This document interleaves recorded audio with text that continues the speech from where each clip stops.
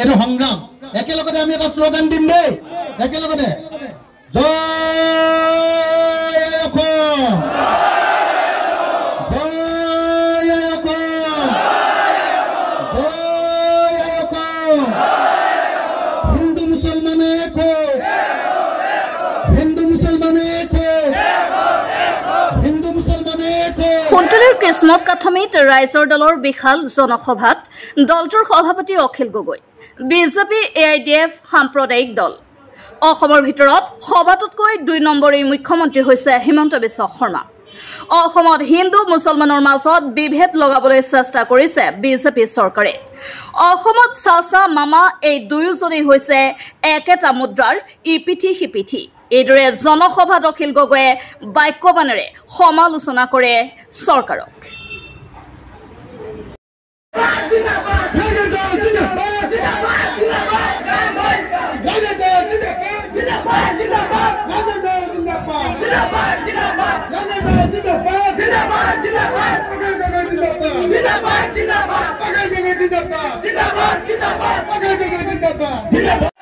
BJP RSS go back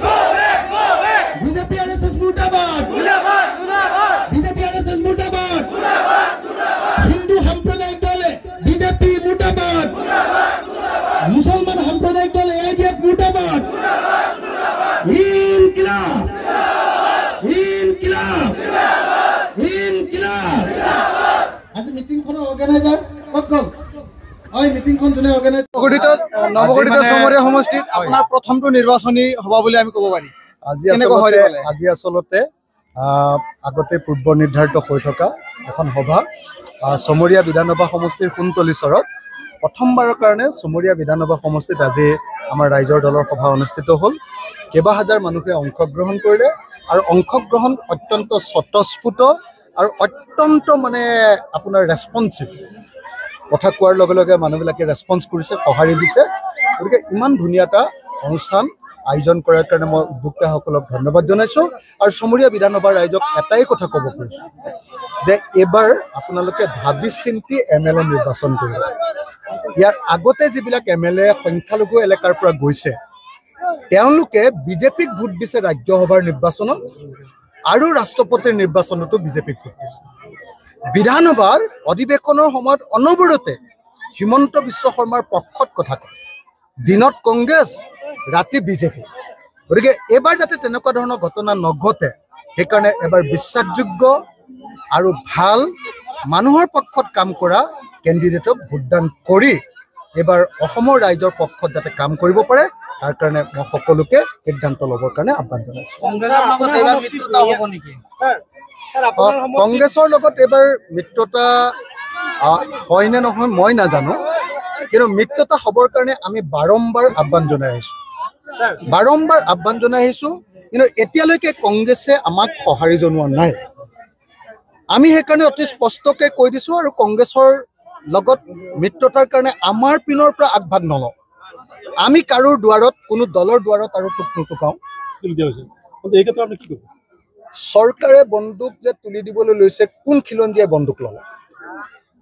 Himanta Biswa শৰ্মাই মানে গুপ্ত হত্যাৰ যুগ এটা আকৌ আনিব খুজিছে আকৌ হিন্দু আৰু মুছলমানৰ মাজত কাজিয়া লগাব খুজিছে আৰু এনেকৈ খিলঞ্জীয়াক বন্দুক দিম বুলি কৈ RSS আৰু বিজেপিৰ হাতত মানে বৈধ মৰণাস্ত্ৰ তুলি দিব খুজিছে যাতে কেতিয়াবা সাম্প্ৰদায়িক সংঘৰ্ষ লগাব পাৰে